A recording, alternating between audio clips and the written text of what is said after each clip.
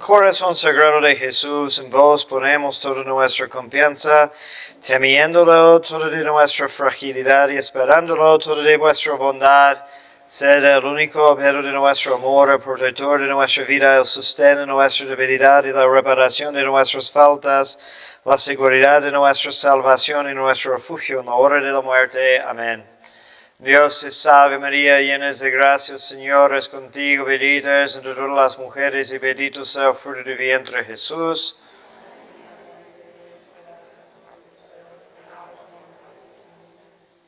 En el nombre del Padre, del Hijo y del Espíritu Santo. Amén.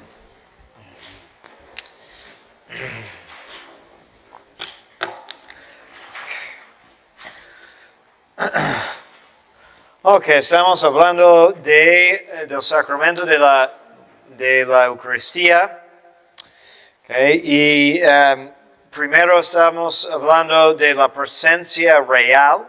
Luego tenemos que hablar de la Santa Misa y el sacrificio, luego de la comunión. Entonces, realmente este sacramento, siendo el más importante, el más grande, también tiene pues más cosas para estudiar. Hay más teología acerca de la Eucaristía que sobre cualquier otro sacramento. Okay. Y mencionamos el término de transubstanciación, okay, una palabra larga, okay, que nos ayuda a entender este cambio que se realiza cuando consagramos el pan y el vino. Entonces hay un cambio de sustancia, okay, y descartamos la idea, okay, unas ideas erróneas. Por ejemplo, de que permanece la sustancia de Cristo y la sustancia de pan y vino, okay? O errores que quieren explicar la Eucaristía más como un símbolo o una manifestación, cosas que de hecho siguen siendo corrientes, ¿no? Y bueno, es interesante estudiar esos errores porque luego vemos de que, pues, como dice, no hay nada nuevo bajo el sol, entonces las mismas herejías se reciclan, ¿okay? Vivimos en tiempos ecológicos, entonces reciclamos también herejías, ¿okay? Y aparecen de nuevo, ¿okay? Entonces, con transubstanciación,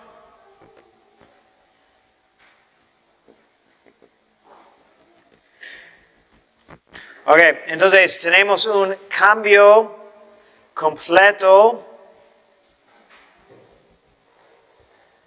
de la sustancia, que permanecen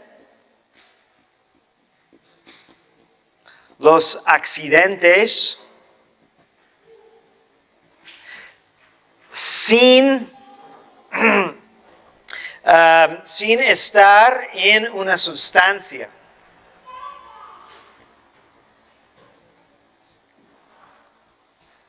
Que es irregular, ¿no? Siempre un accidente que es una apariencia tiene que ser inherente a una sustancia. Y normalmente ciertas sustancias tienen accidentes propios. Hay a veces variedad, pero hay accidentes que no caben dentro de cierta sustancia, ¿no? Entonces, un ser humano puede ser blanco o negro o diferentes tonos, ¿no? Pero no hay seres humanos azules, ¿sí? Entonces, descartamos eso como una posibilidad. En el caso de la Eucaristía, entonces, las especies, que son los accidentes, mantienen una realidad objetiva. ¿Por qué tenemos que decir eso? Porque a veces hay algunas teorías que quieren decir que solo tiene la ilusión de pan. ¿Okay? Entonces, es una ilusión. pero realmente es una realidad objetiva, ¿okay? Que lo que percibimos de pan en cuanto a su textura, su forma, su peso, su sabor, etc., es una realidad, no es simplemente una imaginación. ¿Okay? Pero el milagro es que normalmente en nuestra manera de saber, entonces al percibir esa forma, esa textura, ese sabor, nos hace entender que ahí está pan por toda la experiencia que tenemos. Ahora va a intervenir la fe, la palabra de Cristo, ¿okay? Fe en su poder, y vamos a hacer un brinco ahí porque vamos a seguir reconociendo, no debemos de recibir la Eucaristía, a veces eso pasa con los niños de primera comunión, que si aprendieron bien, entonces si saben, porque les pregunto, si saben que no es pan, es Cristo, entonces tienen esa curiosidad de qué sabe la hostia. Entonces me gusta por eso darles una hostia no consagrada en el ensayo, ¿okay? Para quitarles esa curiosidad, ¿okay? Porque sabe igual, no hay diferencia. Y les explico, la única diferencia es que esta hostia no ha sido consagrada y no vas a percibir ninguna diferencia, ¿okay? Física.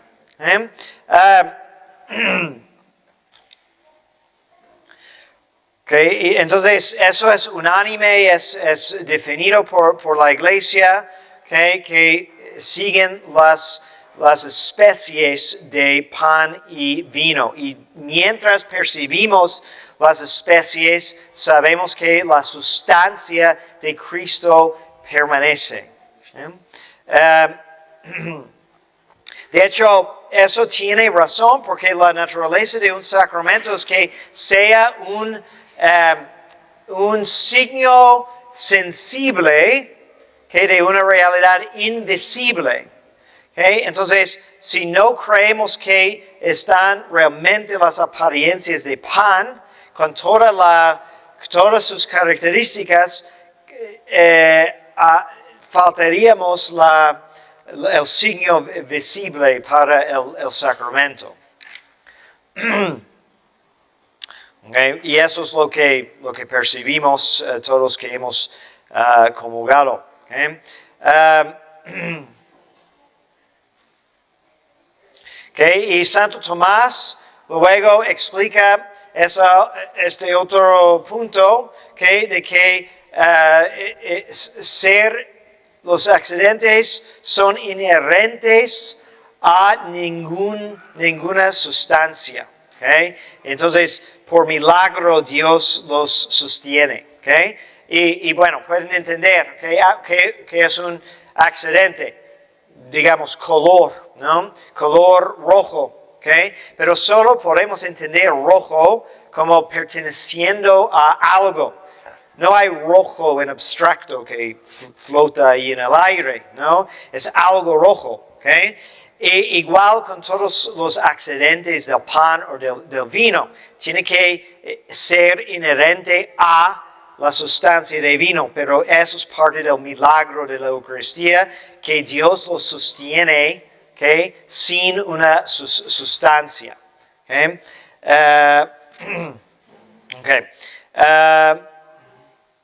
Otro milagro, ¿okay? Eso también nos ayuda a entender, ¿okay? De que la manera de que está presente la sustancia no concuerda siempre con nuestra experiencia, ¿okay? ¿A qué voy?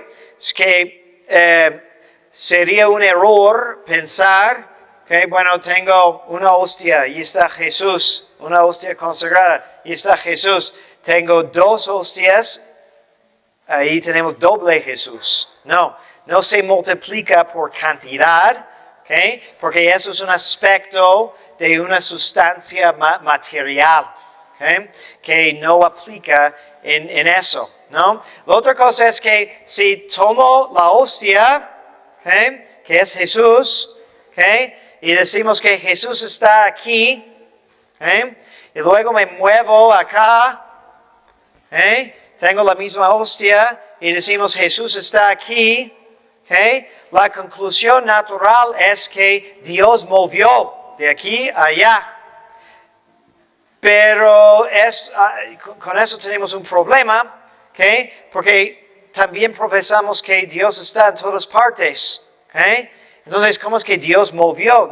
No hay movimiento. Podemos mover la hostia por aquí y por allá, ¿okay? Pero el modo de subsistir es diferente en cuanto a la presencia de Dios. Okay, entonces tampoco vamos a decir Dios en la Eucaristía no tiene tamaño, no tiene peso, okay, no tiene ubicación, okay, local. Okay. Entonces eso es un misterio para nosotros. Okay.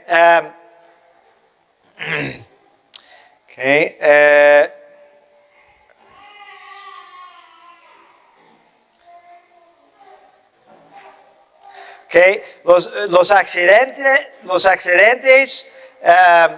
como parecen o experimentan todo que la sustancia de pan y vino experimentarían, okay? Es decir, tienen las mismas características químicas. Okay? Entonces, si podemos, no sé, el punto de que hierva el vino los accidentes de vino con el cáliz consagrado va a ser igual si no fuera consagrado normalmente. Es decir, todas las mismas características. Si hacemos un análisis química del pan, los átomos que hay ahí van a ser iguales, ¿okay? Porque no estamos hablando de cosas materiales, sino la presencia de Jesús es una presencia sacramental. ¿Okay? El estado de Cristo escondido bajo las especies. ¿Okay? Entonces, hay algunos herejes que dicen que solo está presente cuando el sacramento está en uso. Eso es condenado. Okay. Cristo existe permanentemente en la Eucaristía, okay, independientemente del uso o la participación. Okay. Entonces, si tú comulgas o no comulgas, Jesús sigue igual. Okay. Si tú lo visitas o lo ignoras, Él sigue igual en el sagrario.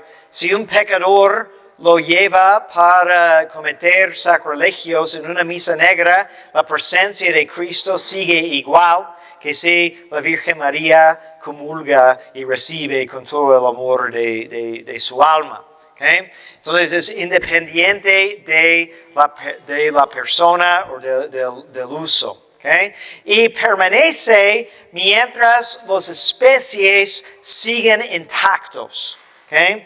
Entonces, lo que dicen los teólogos, ¿okay? Es como cuando percibimos vino o percibimos pan en las especies, según la estimación común, entonces suponemos que la presencia de Cristo permanece ahí. ¿Okay? Entonces, por eso la Iglesia ha establecido maneras pues, de cuidar los elementos. Okay, el sacramento. Okay.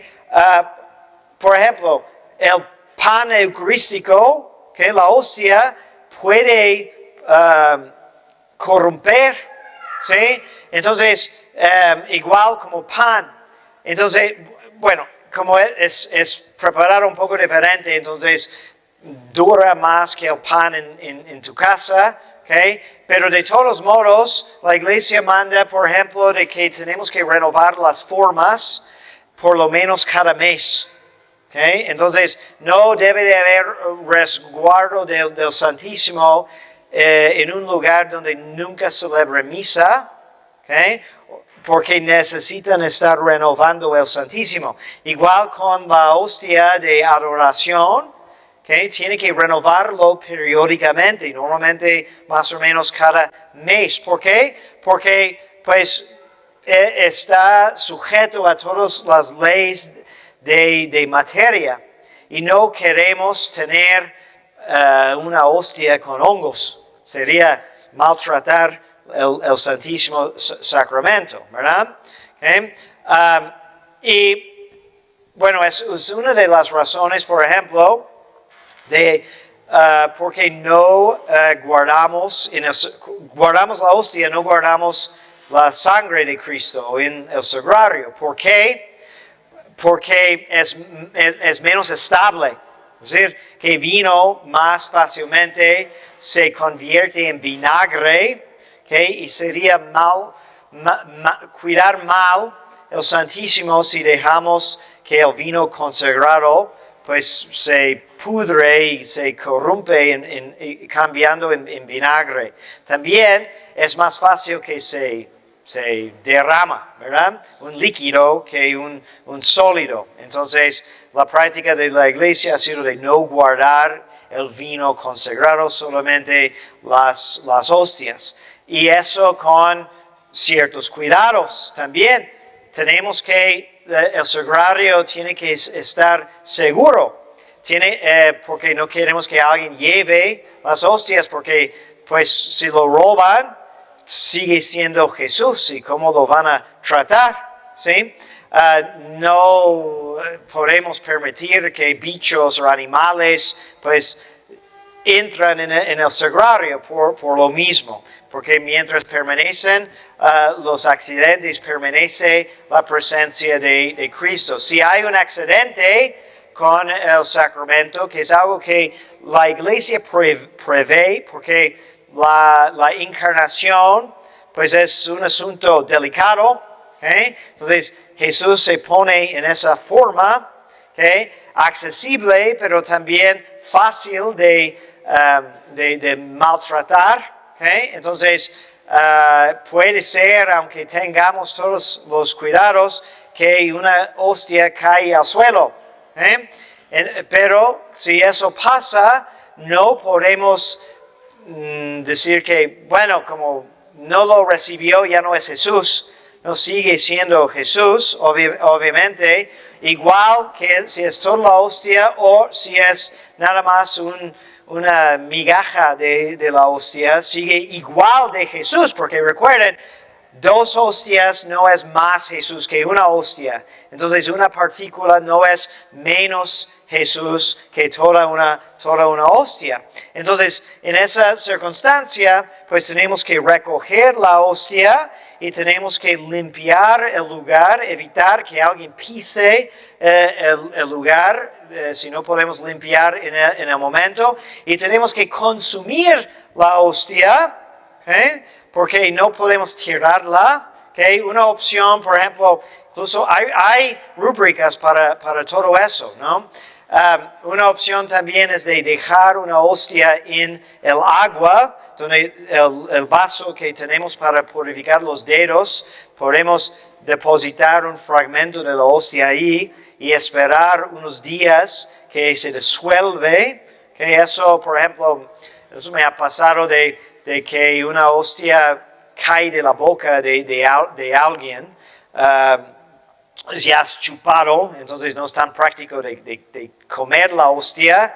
Entonces, o incluso si alguien vomita después de comulgar, ¿okay? Si es dentro de cierto tiempo, tenemos que suponer que está presente Jesús en el vómito y tenemos que cuidar eso para no profanar el Santísimo. Si se tira, por ejemplo, el vino consagrado, ¿okay? Entonces también tenemos que tener cuidados. Hay una regla, por ejemplo, tradicional, poner 3 manteles sobre el altar, y eso precisamente en caso de un accidente con la preciosísima sangre, para que no llegue hasta el altar, ¿okay? Sino con 3 se supone que absorbe, ¿okay? Y luego tenemos que ver qué tanto se tiró y se manchó hasta el tercer mantel. De hecho, hay libros morales que dicen al sacerdote que deja tirar el vino consagrado, okay, dependiendo de si mancha 1, 2 o 3 manteles, determina el grado de penitencia que debe de hacer por ese descuido, ¿no? Entonces, fíjense cómo han cambiado las cosas, ¿no? Sí, porque yo una vez fui a una primera comunión en otro templo, porque fue una niña que estamos ayudando, entonces estaba en una casa hogar y allí le iban a dar la primera comunión, pero la idea era de dar a todos su primera comunión, okay, mojando la hostia en el vino, okay, pero sin una patena ni nada. Entonces, cada vez que daba la hostia, goteaba en el piso, y el sacerdote nada más mandó a una señora allí a buscar un trapo y así limpió. Entonces, ¿cómo se propagan esos errores? Pues es muy triste, es una tragedia. Sí.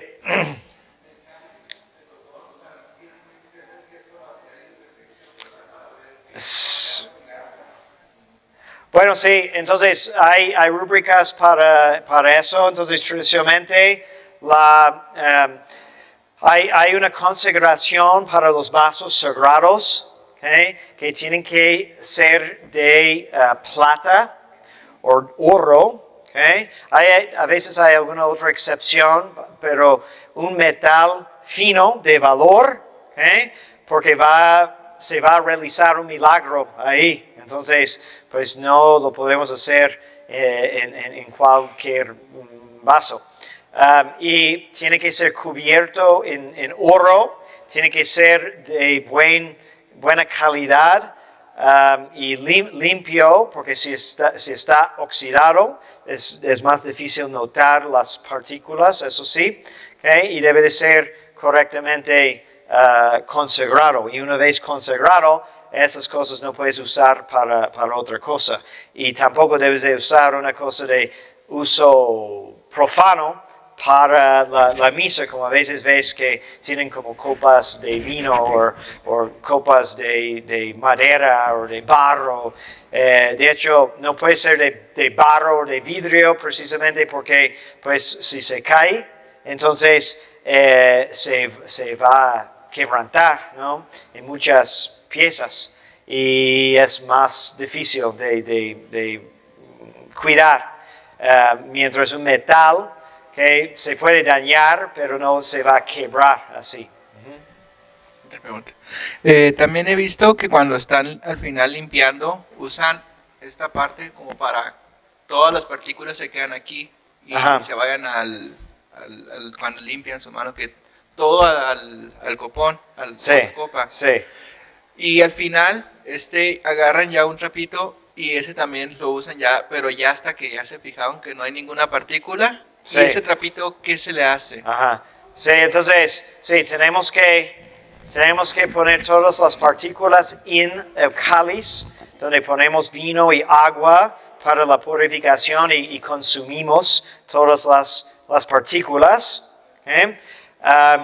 Y luego tenemos que secar el interior, porque usamos el agua y tenemos que secar el interior, pero esos linos también son consagrados, el purificador y el corporal, que tienen que ser de lino y tienen una consagración particular porque también tocan el Santísimo.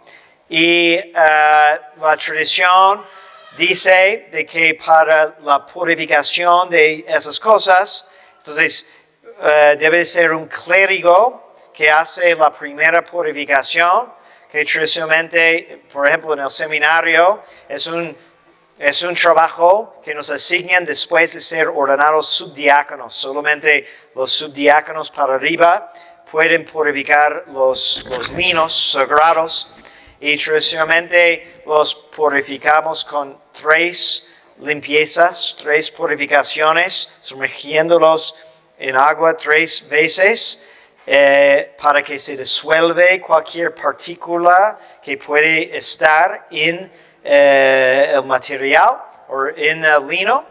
Y solo después de eso se lava normalmente. Entonces tenemos un equipo de señoras que nos ayuda, pero nosotros tenemos que purificar primero los linos y los pasamos después a las señoras para lavar y planchar. Último. Me ha dicho Richie, mi niño, como él es monaguillo, acólito, que también en la iglesia, pues, antes que íbamos a San Marcos en Estados Unidos, el agua con la que limpiaban todo eso no iba al drenaje, que era una tubería que iba hasta abajo, o sea, que estaba muy profundo, Sí. que llegaba directamente a la tierra, que esa agua no se iba al drenaje. Eso como también que es una preparación que tienen también las iglesias para lo mismo. Es una práctica. Se llama la piscina que tenemos en la sacristía y es para no mezclar algo bendito con el drenaje normal, porque pues hay algo muy sucio y profano y es más digno, por ejemplo, de enterrar algo bendito, ¿okay? Y así se descompone naturalmente. ¿Okay? Entonces, agua bendita se tira no en el drenaje, sino en la piscina o como en una planta donde hay tierra. ¿Sí? No podemos tirar en la piscina, por ejemplo, si sobra la preciosísima sangre, ahí tampoco se tira. Pero son cosas benditas y es como un grado menos de sacralidad. ¿No? No es Jesús mismo, pero es sí algo bendito. Entonces, por ejemplo, en la misa bendecimos el agua para poner la gota en el cáliz y después al final de la misa esa agua tiene que poner en tierra y no en el drenaje. ¿No? Muy bien. ¿Otra pregunta? Okay. Muy bien. Bueno, y por lo mismo, que entonces se recomienda después de comulgar, tenemos que pues estar en recogimiento un tiempo mínimo, conscientes de que Cristo está presente en nosotros mientras permanecen las especies de pan, ¿okay? Después de haber comulgado.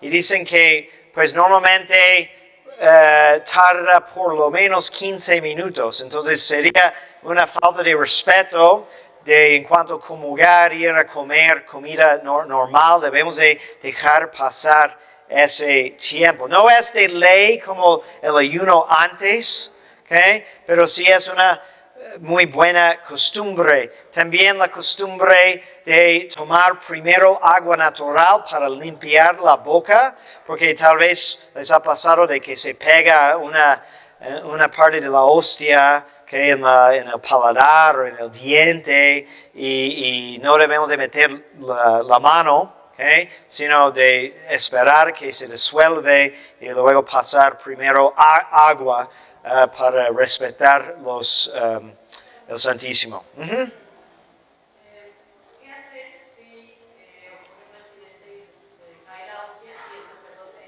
no quiere, o sea, no hace nada? Y dice, esa parte no pasa nada. Ajá. Si cae al suelo, pues,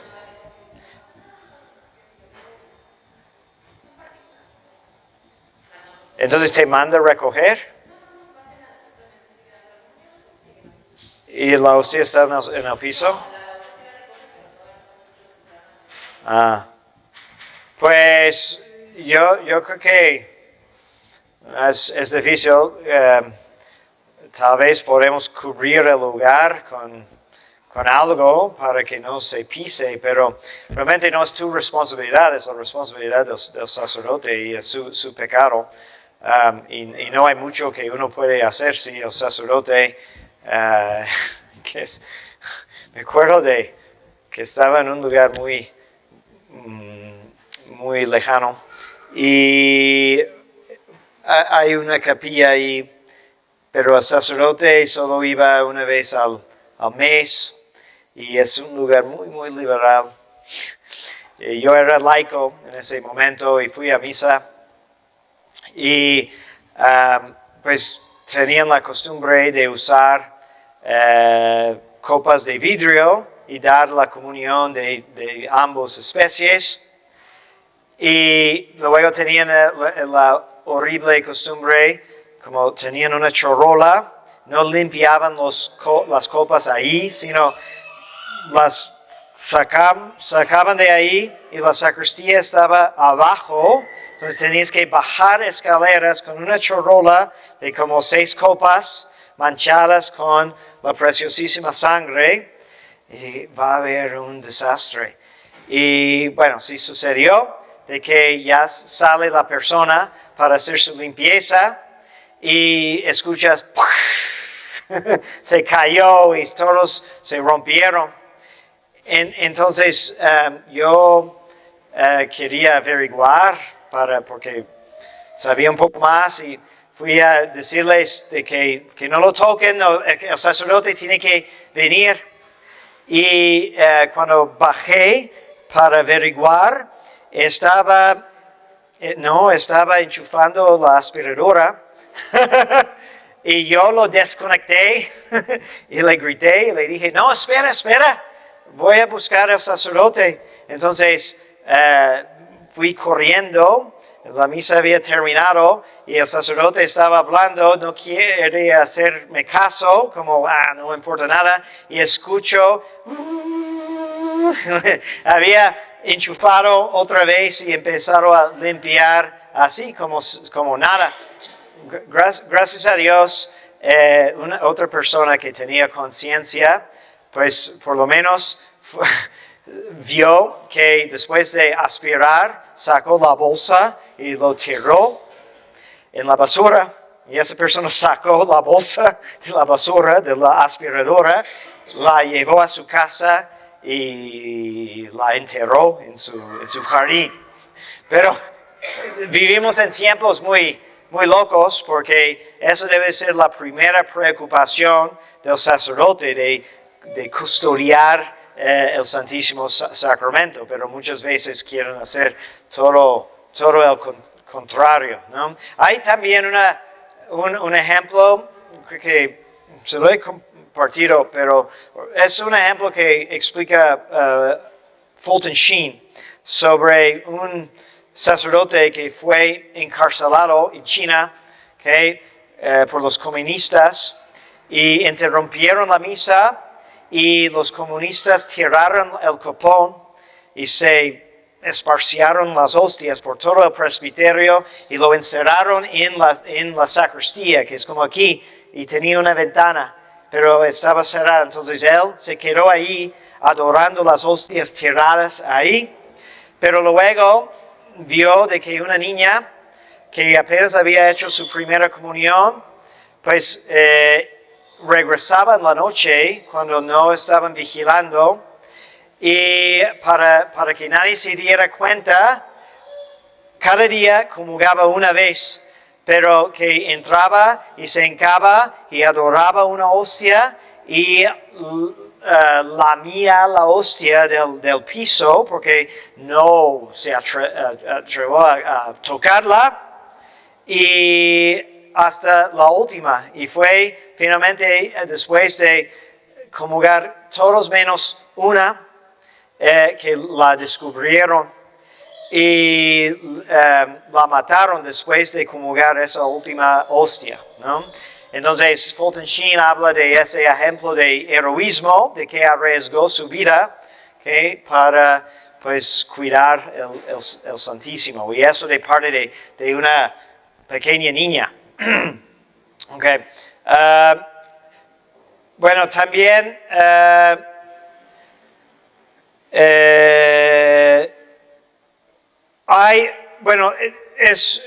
como católicos, desde hace mucho tiempo tenemos la costumbre de resguardar el Santísimo después de la misa.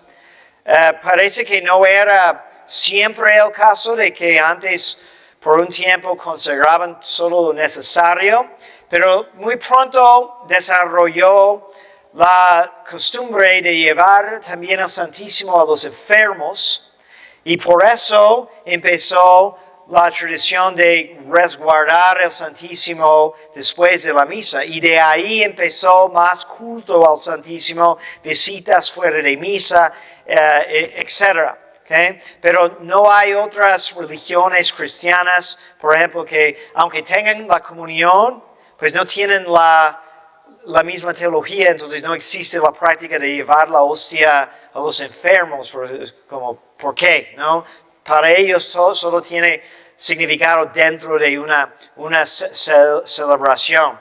También tenemos en nuestra tradición la costumbre, los que han venido a los oficios de Semana Santa van a recordar, de Viernes Santo celebramos la misa de los presantificados. ¿Okay? Entonces,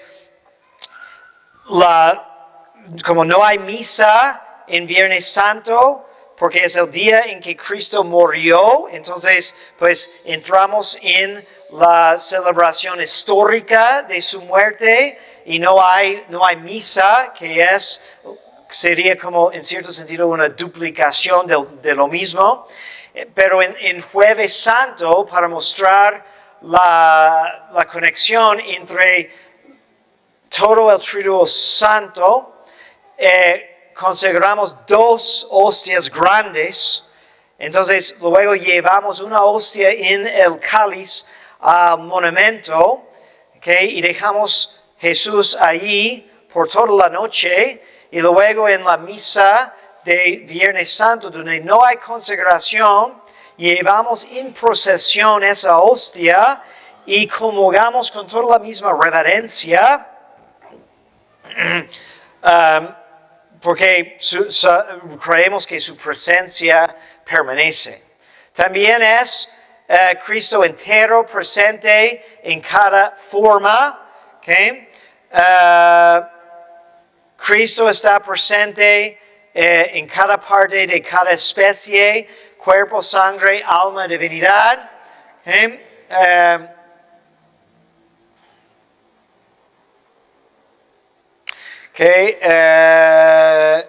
Sí, aún si fraccionamos la hostia, Cristo está igual de presente.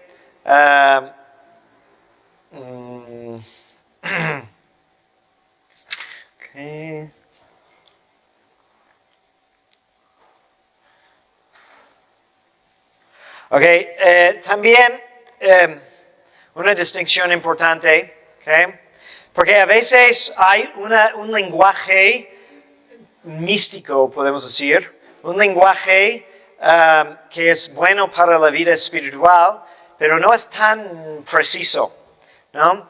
Entonces, Cristo no puede sufrir todavía en el Santísimo Sacramento. Es decir, cuando lo fraccionamos en misa, no le duele. ¿Okay? No es, aunque representa la separación de su cuerpo, que su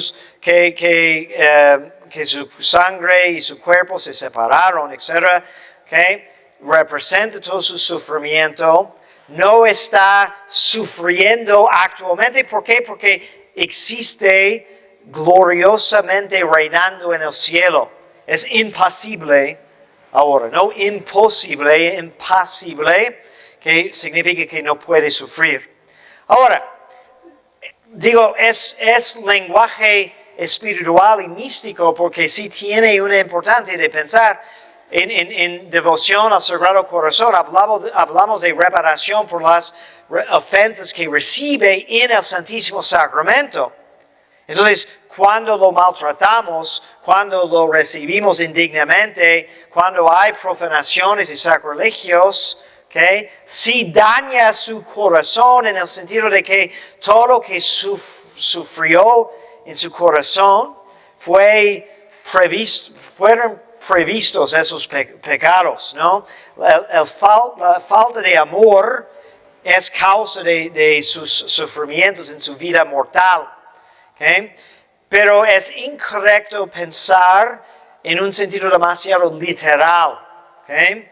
De que Cristo sigue sufriendo. ¿Okay? Por eso podemos, por ejemplo, hay, una opción es que si hay, lo que mencioné, vómito con la Eucaristía, que podemos quemarlo como una manera reverente de disponer de las especies. ¿Okay? Pero no es como Cristo está sufriendo la quemadura en ese momento. Sí, si me explico, allí una distinción importante. La falta es de nuestra parte. Nosotros sufrimos por maltratar a Jesús. Jesús ya no puede sufrir más, ¿okay? Porque su sufrimiento acabó, ¿okay? Su intención y su amor, la motivación, perdura para siempre. Okay.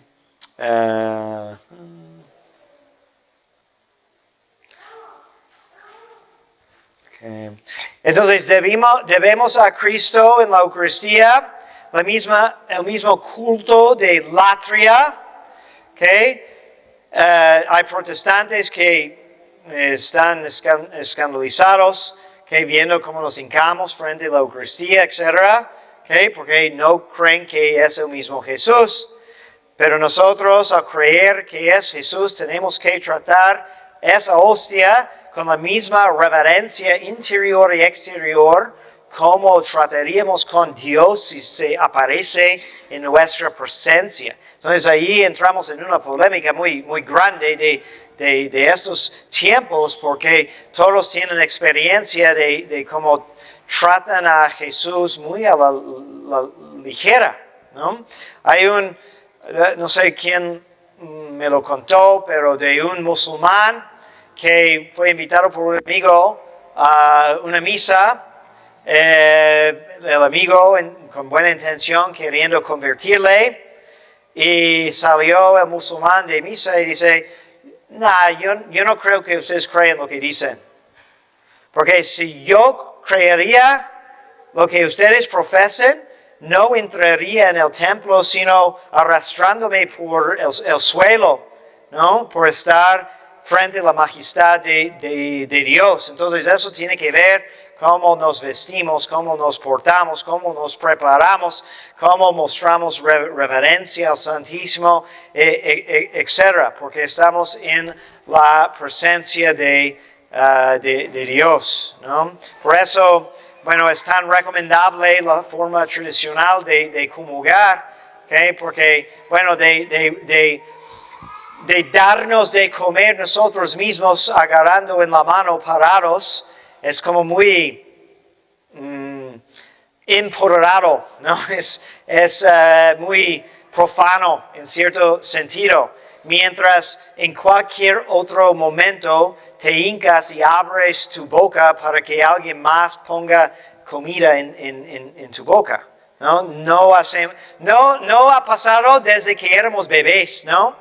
Pero en realidad somos como tantos infantes en la presencia de Dios y debemos de tener esa misma disposición, ¿no? Es una postura de vulnerabilidad, ¿no? Porque al abrir la boca y estar así, pues nos pueden hacer cualquier cosa, ¿okay? Pero mucha diferencia entre tomar y recibir. Okay. Entonces,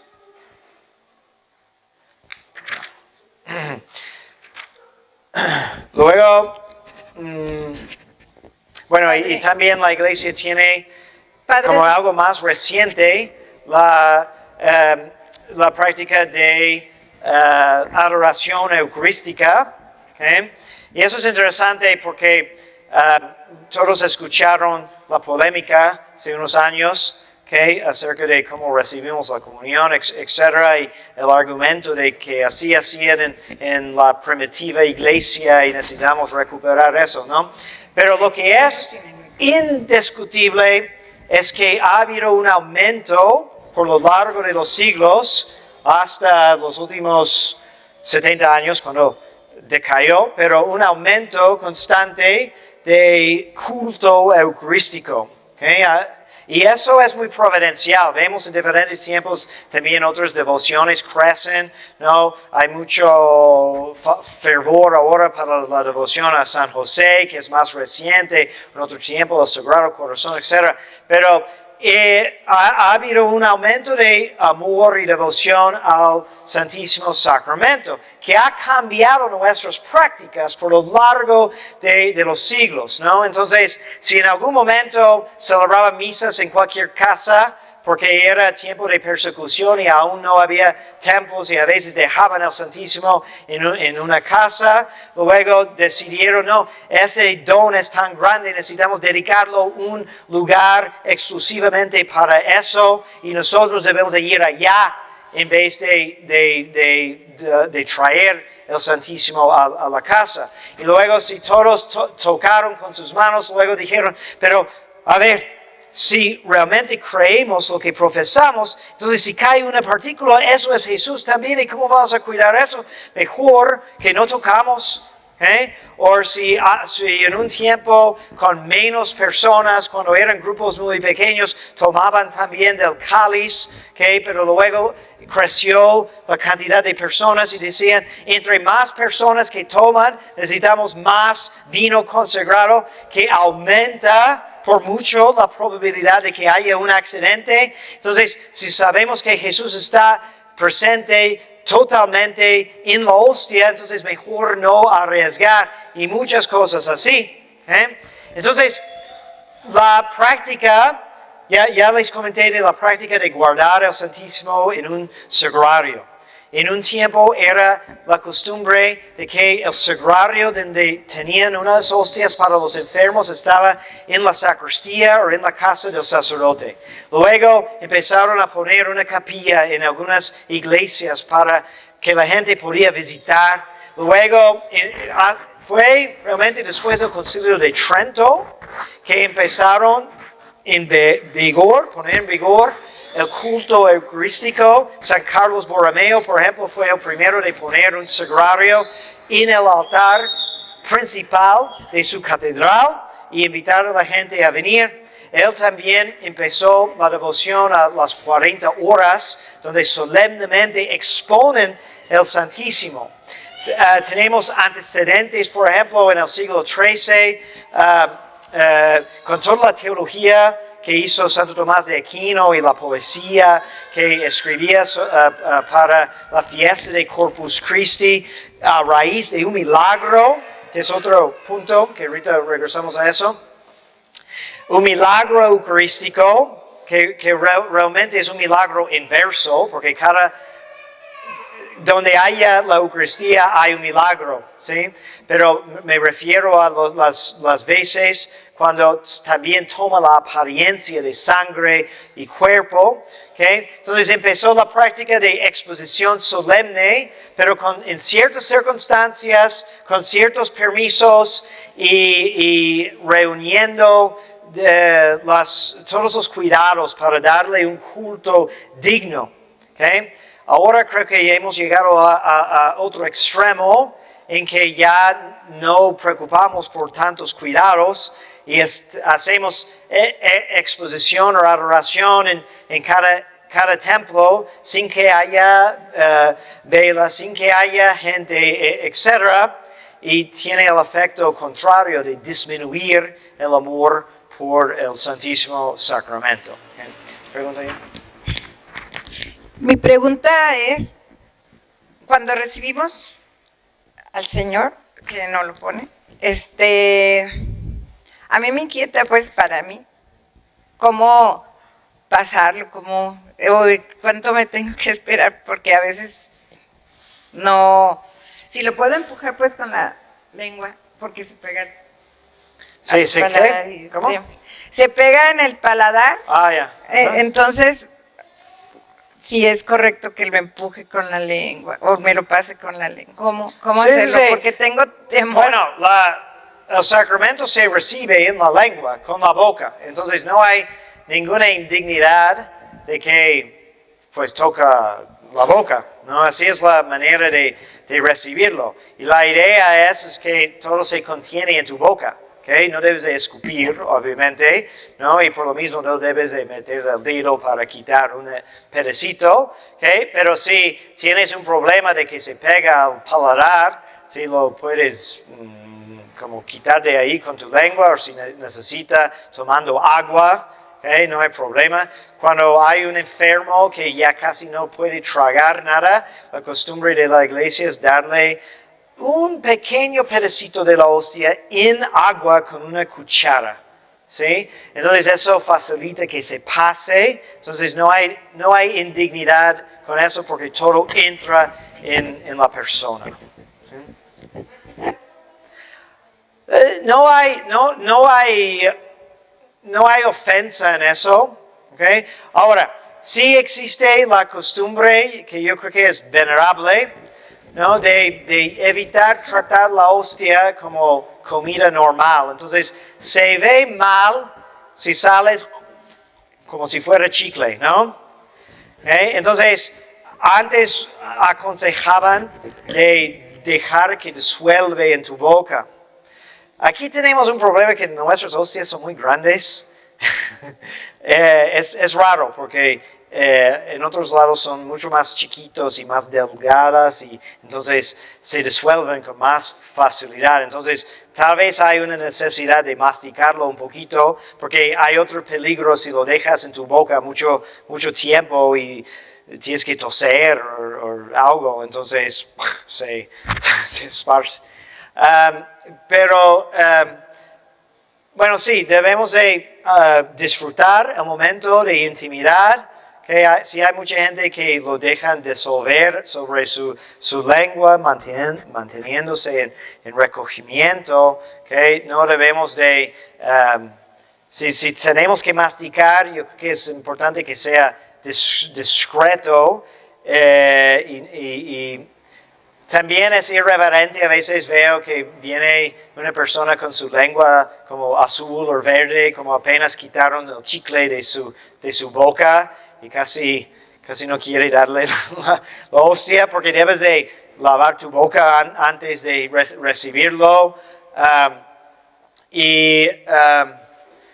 Por lo mismo, me gusta mucho la costumbre de aquí, de la tradición, de que la gente no tiene que decir nada, porque hay un problema cuando quiero poner la hostia en la lengua y estás tratando de hablar, entonces a veces no coordinamos bien. También, les voy a decir, por todo el mundo los mexicanos son famosos, porque me dicen mis compañeros en los Estados Unidos que los mexicanos allá también lo hacen, quieren morder la hostia o tomarlo en sus labios o dientes, ¿okay? En vez de recibirla en la lengua. Entonces es muy, no sé cómo empezó esa costumbre, pero cada día hay bastantes personas que hacen eso por haber recibido otra formación, pero para que los que están escuchando entiendan que no deben de hacer eso nunca, ¿okay? Tienes que sacar la lengua bien porque hay que poner la hostia sobre la lengua. Pero no es que yo pongo la hostia aquí y tú haces... No, eso se ve muy feo. Y de hecho también es peligroso porque si la muerdes así, puedes romper, ¿no? Y luego van a caer partículas. Sí, eso también me ha pasado. Sí. O la iglesia particular necesita o necesitaría ministros extraordinarios para repartir la comunión. Ajá. Digo, obviamente existen en todas las diócesis ya. Y pero me sigue llamando la atención que muchos sacerdotes siguen invitando a algunos feligreses a ser parte de esos grupos. Ajá. Y que, o sea, a lo largo, según yo, desde la historia, no hay más que situaciones completamente extraordinarias, pero ahora son muchos. Y me ha tocado ver parroquias en las que son bastantes ministros. Sí. y que... Ministros extraordinarios, ¿no? Extraordinarios, ajá. A mí me gustaría decir, si en los tiempos de Papa Benedicto, ¿no? Si la forma extraordinaria de la misa fuera tan normal como los ministros extraordinarios, sería genial, ¿eh? Pero no era así.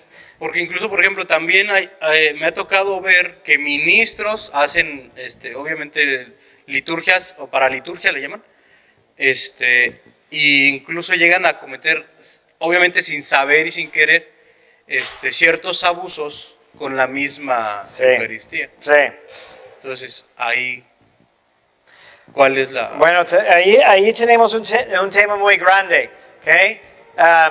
Solo te puedo decir lo que sé de lo que la iglesia ha enseñado y la doctrina. Lo que no te puedo explicar es cómo, por qué vemos esos comportamientos tan comunes, ¿no? O por qué hay tan mala formación o cometen tantas tonterías los que deben de saber más. Pero bueno, es cierto que la iglesia ha dicho, y eso es la larga tradición, que la administración de la Eucaristía es la competencia de los sacerdotes. Y igual como en la ordenación se consagra, bueno, o como consagramos los cálices y los capones porque van a tocar el Santísimo, también los corporales, los altares, porque tienen esa cercanía al sacramento, pues también en la ordenación el obispo consagra las manos de los sacerdotes. Pero en el rito tradicional es diferente en algunos aspectos que el rito nuevo, pero no consagra toda la mano, sino pone un X, ponemos las manos así, y pone un X entre estos 4 dedos, de aquí a allá y aquí a allá. ¿Okay? Entonces en el otro rito hacen todo eso. ¿Okay? Pero eso también es interesante porque es como ni siquiera debo de tocar yo la hostia con toda mi mano, con la palma de la mano, nada de eso, solamente con así, ¿verdad? Ok. Luego, la iglesia también permitía los diáconos como ministros extraordinarios. ¿Qué significa extraordinario? Que es extra a lo ordinario. ¿Sí? Hay lo ordinario, que es lo que sucede normalmente, entonces eso es extra o excepcional. ¿Okay? Eso para los diáconos. ¿Okay? Ahora, en el concilio, no sé si hubo algunos permisos anterior al Concilio Vaticano II, tal vez para zonas de misiones, porque sí encontramos en la vida de santos pues ciertas excepciones cuando hay mucha necesidad, ¿sí? Tenemos, por ejemplo, el caso de San Tarcisio, un mártir romano que era acólito, pero que llevaba una hostia de la misa del Papa en un sáculo, ¿okay? Que era una bolsa consagrada para esa función. Entonces, no es que llevaba en su mano cuando fue matado, tenía esa bolsa para entregar la parte de la hostia, que la tradición en Roma era de que en todas las iglesias de la ciudad recibían una partícula de la hostia del Papa para mezclar en su misa, para mostrar la comunión entre todas las iglesias. ¿Okay? Pero encontramos algunas otras excepciones, ¿no? Pero luego encontramos en el Concilio Vaticano II un permiso, pero sería interesante leer lo que dice exactamente, porque dice, cuando se necesita por el gran número de fieles o porque no hay sacerdotes para traer a los enfermos. Pero habla de una situación muy excepcional. ¿Okay? Pero ahí entra un peligro, ¿no? Porque hay una relación recíproca o cíclica, ¿okay? Porque a mí me gusta mucho un artículo escrito hace muchos años ya, pero sobre la afeminización del sacerdocio, ¿okay? donde este sacerdote dice que una razón por que tenemos una falta de vocaciones es porque han ido quitando la importancia del sacerdote, ¿no? Y da el ejemplo y dice, tomamos como ejemplo cualquier hombre. El hombre tiene una necesidad de defender su familia y alimentar su familia. Y vemos casos cuando un hombre no puede hacer eso, es lastimoso, es doloroso, ¿no? Entonces, si un hombre está batallando para mantener sus hijos, pero viene el vecino y les da de comer a sus hijos, pues en un sentido va a estar agradecidos, pero en otro sentido le va a quitar algo de su hombría, ¿verdad? Entonces va a ser más lastimado.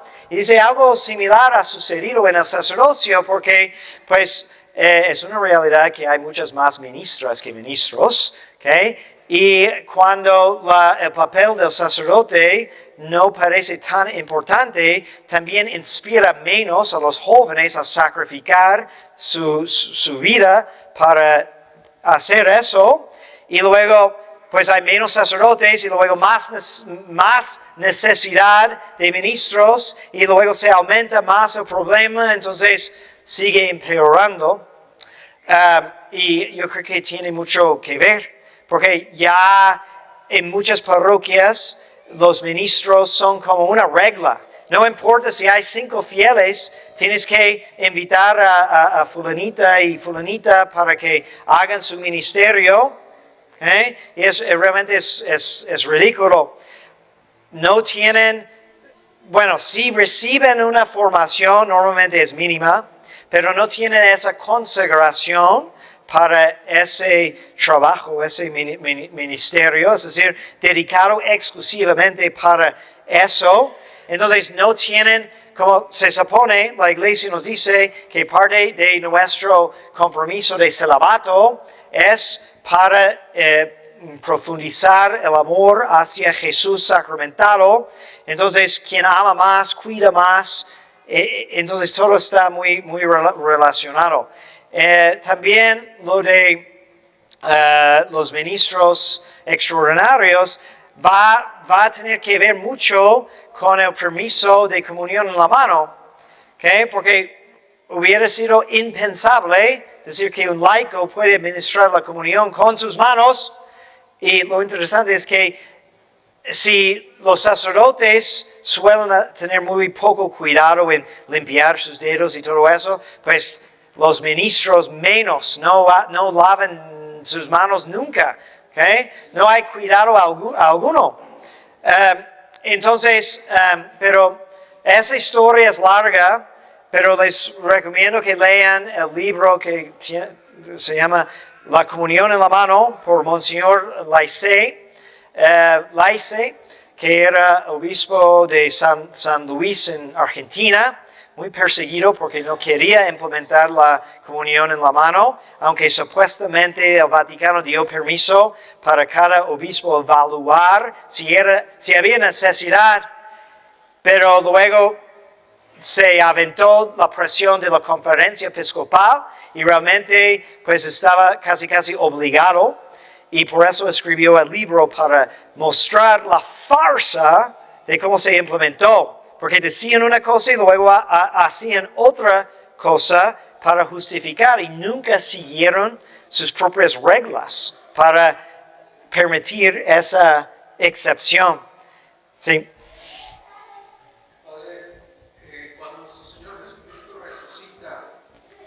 Va María Magdalena a buscarle. Ajá. Y nuestro Señor le dice, no me toques. Mi pregunta es, ¿por qué en ese momento nuestro Señor le dice, no me toques? Y después a Tomás, el incrédulo, le dice, mete tus dedos en mis llagas. ¿Por qué así? Sí, bueno, hay varias interpretaciones, ¿no? Una es que María Magdalena no dudaba, ¿no? Entonces, como no necesitaba, estaba en cierto sentido en mayor postura de fe. Y como Jesús dice a Santo Tomás, más bienaventurados los que creen sin haber visto. ¿Okay? María Magdalena ya creía que era Jesús, entonces al querer tocarlo es como regresar, ¿no?, a un nivel más bajo cuando tu creencia depende de los sentidos. Mientras Tomás, como fue una merced ofrecida a él para ayudarle y luego dar esa lección de que, bueno, te lo voy a conceder, pero más bienaventurado no necesitarlo. ¿Okay? Es uno. Otra cosa obviamente es que Santo Tomás era obispo, es uno de los apóstoles, y entonces él recibió la instrucción de Jesús de hacer eso en conmemoración mía. Entonces ya fue deputado y consagrado para tocar su cuerpo, mientras María Magdalena no era. ¿Okay? También, bueno, más general, ¿okay? Ahora después de la resurrección, ¿okay? en ese pasaje con María Magdalena, Jesús quiere enseñarnos de que pues, nuestro amor tiene que ser algo diferente. Si antes agarraba sus pies, ¿okay? y le amaba con un amor tierno, pero muy humano, ahora tiene que ser algo más glorificado por su nuevo estado de existencia.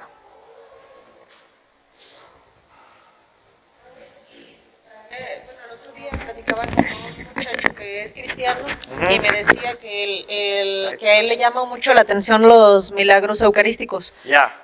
Pero le está como simpatizando el cristianismo y sus papás le sacaron una cita con un sacerdote y dice que le cuesta trabajo pensar en que realmente esté Jesús en la Eucaristía. Ajá. Entonces hablábamos de los milagros eucarísticos y dice que el milagro de Luciana o algo así en Italia que no se comprobó. Yo nunca he escuchado eso. Pero- El tema de los milagros eucarísticos, que es interesante porque son contadas las veces, ¿sí? Y primero yo creo que, y se relaciona a la última pregunta, porque debe de ser en el primer lugar una lástima cuando haya un milagro eucarístico. ¿Por qué? Porque Dios lo conceda por falta de fe. Y eso tenemos en común con todas las veces. Es impresionante para uno que lo ve. Me ha tocado ver, yo he ido al anciano, también en Casia, en Orvieto, he visto varios, y sí, es impresionante, ¿sí?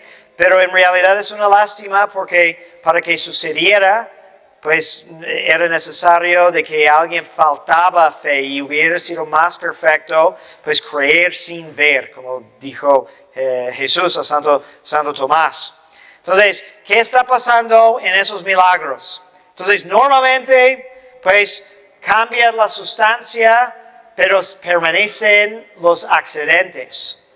Pero en estos milagros, pues cambian también los accidentes, cambian o a veces se combinan, porque a veces es como una mancha de sangre en la hostia, entonces todavía están los accidentes de pan, no es un cambio completo, pero también es como Dios está quitando el velo un poco para que percibamos también con los sentidos algo del misterio.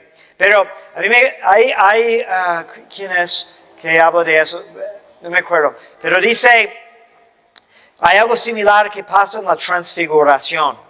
¿Okay? Cuando Jesús sube a Monte Tabor, trae 3 discípulos y por un momento está glorificado. ¿No? Y Pedro está como borracho y quiere quedarse ahí por la alegría que tiene, el gozo de ver a Jesús así. Okay? Pero dura muy poco y luego Jesús dice, no digan nada a nadie hasta que el Hijo del Hombre resucite de la muerte. ¿Okay? Y pensamos, qué gran milagro. Pero en realidad, como señala ese autor, es un milagro más grande que no se transfiguraba en cada instante de su vida. Sí, podía contener, porque no hubiera sido posible acercarnos tanto a Él si se hubiera manifestado con tanta gloria en cada instante. Entonces, lo natural es que se manifieste completamente. El milagro es cuando se esconde por compasión a nosotros. Igual en la Eucaristía, ¿okay? Entonces es un gran milagro que se esconde, ¿no? Para que no tengamos miedo. Porque yo creo que si cada vez que comulgamos era un corazón palpitando, ¿no? Sería mucho más difícil de comulgar, ¿no? Y entonces se esconde por compasión a nosotros, pero existen esos milagros para aumentar nuestra fe o la fe de los dudosos, ¿no? ¿Y cuál sí está probado que...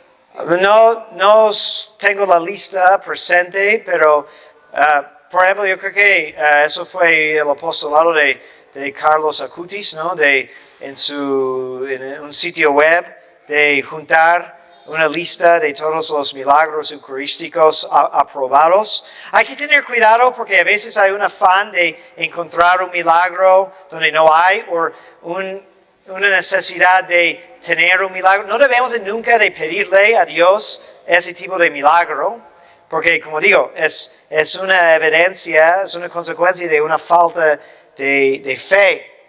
Entonces podemos caer en un error de, necesito ver, bueno, qué lástima. Entonces, y a veces quieren brincar el proceso de comprobar y se mezclan con otras cosas o unos mensajes o hay elementos raros, ¿no? Porque, por ejemplo,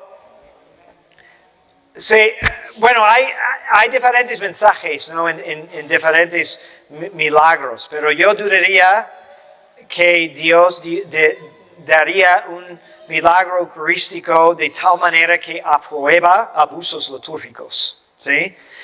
De hecho, vemos a veces de que esto es completamente al contrario. Un milagro eucarístico que vi, es aprobado en Casia, en Italia, fue porque el sacerdote fue perezoso, entonces fue a visitar a un enfermo y en vez de sacar el relicario para llevar la hostia, nada más tomó la hostia y la metió entre las páginas de su breviario, ¿no? Un gran abuso. Entonces, para como recriminarlo, Dios hizo sangrar la hostia, entonces las páginas quedan manchadas, pero no solamente eso, sino el perfil de Jesús en el círculo de sangre que mancha la página, que casi 1000 años después, casi un milenio después, pues todavía está intacto el libro, la página con la mancha de sangre y el perfil de Cristo en la sangre.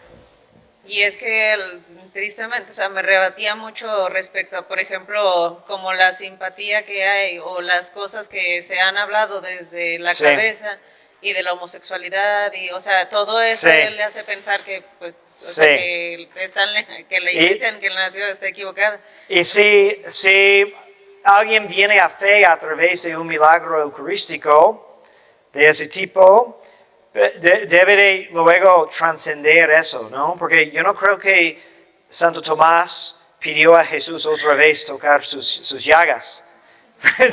Después de ser regañado por su falta de fe, yo creo que eso bastó para toda la vida, para él, ¿no? Entonces, igual para nosotros, ¿no? Podemos entrar en la... ¿Cómo? Pero él se ocupa como argumentos del por qué la Iglesia Católica es la buena y, o sea, y como fundamentos y todo, o sea, me puso una buena y, o sea, y hay cosas que son indefendibles, que no puedo, o sea, y pues ya empezamos a hablar un poquito de la masonería, un poquito de el caballo de Troya, infiltración y todos los abusos que se han dado, pero sí estuvo muy, y, o sea, no sé ni cómo rebatir o cómo... No, es útil para ayudar a alguien principiante. ¿Sí? Hay un libro que se llama Más allá de la razón, del doctor Ricardo Castañón.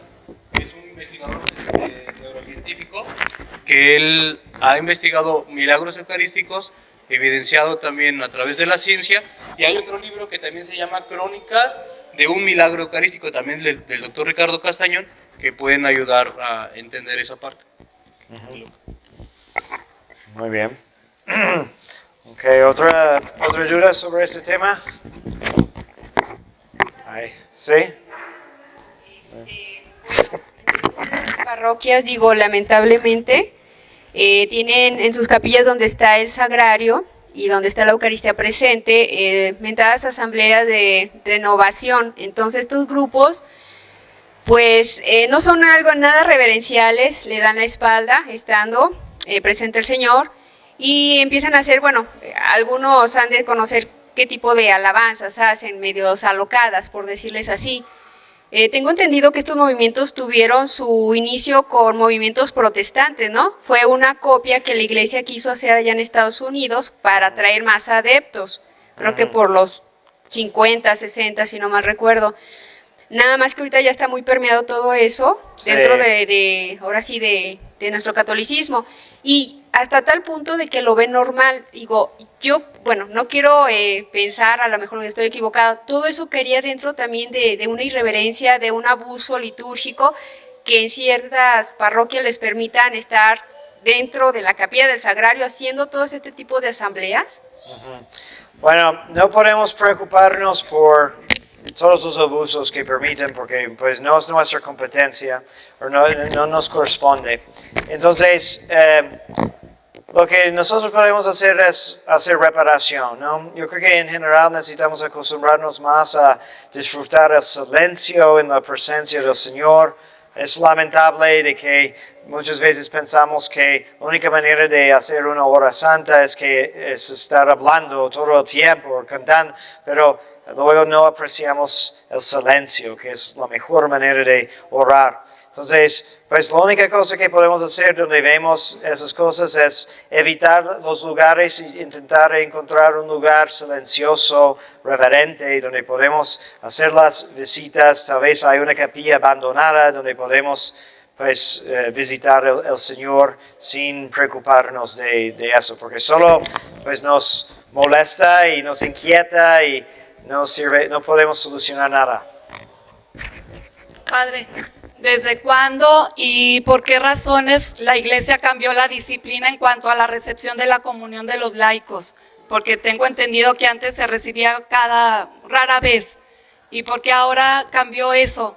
Porque cada Santa Misa que vayamos se puede recibir. Bueno, hay ciclos que podemos identificar en la historia de la Iglesia. Creo que tenemos un libro por Monsignor Schneider que habla un poco de esa historia, ¿no?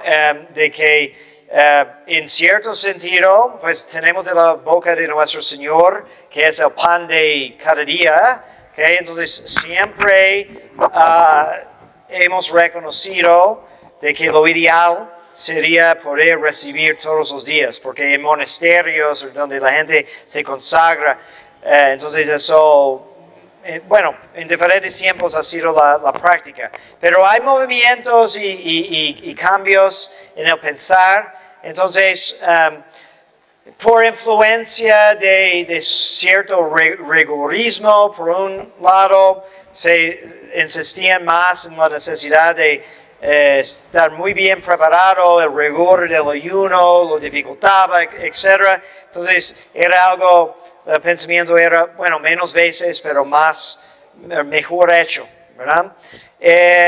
Y luego hay como renovación de devoción eucarística, revelaciones del Sagrado Corazón, por ejemplo, hablan de la necesidad de comulgar. Entonces eso fue en contra de la tendencia jansenista que metía mucho miedo, causando que la gente solo quería comulgar pues una vez en su vida, tal vez, o lo mínimo una vez al año. De hecho, ese precepto fue impuesto porque sin eso la gente apartaba de comulgar por mucho tiempo. Entonces podemos ver pues cambios. Yo creo que a lo mejor sería bueno encontrar un buen punto de equilibrio, ¿okay? Porque sí, si alguien está en gracia y puede comulgar, debe de aprovechar, eso es muy, muy bueno, pero no al costo de comulgar indignamente o olvidar de tu preparación o de dar más importancia a la comunión que a la misa. Esa es la queja de Padre Mateo cuando dice que para muchos católicos la misa es nada más la llave que abre el sagrario para que yo comulgue. Pero realmente la misa debe de ser principal en nuestra devoción y la comunión por abajo como un complemento a la Santa Misa. Y luego pues se ha multiplicado al grado, y yo creo que es por la banalidad o vacuidad que vemos en la liturgia. Si celebramos la misa con poco reverencia, tampoco vamos a entender su importancia, ¿sí? Entonces, tenemos tanto tiempo con eso, entonces naturalmente mucha gente empieza a pensar que no, la comunión importa más. Entonces, si no comulgo, como he escuchado, dicen, ir a misa y no comulgar es como ir a una cena y no comer nada de que ofrece. No es igual, por nada, ¿sí? Entonces necesitamos encontrar un buen punto de equilibrio.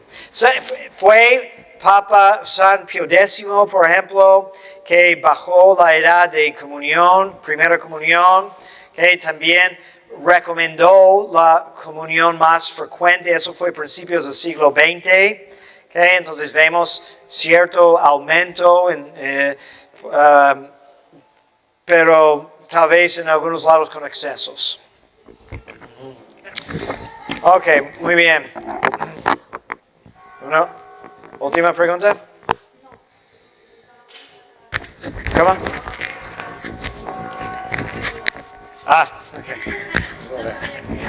Ok, les doy la bendición. Benedictio omnipotentis Patris et Filii et Spiritus Sancti descendat super vos et maneat semper. Amen.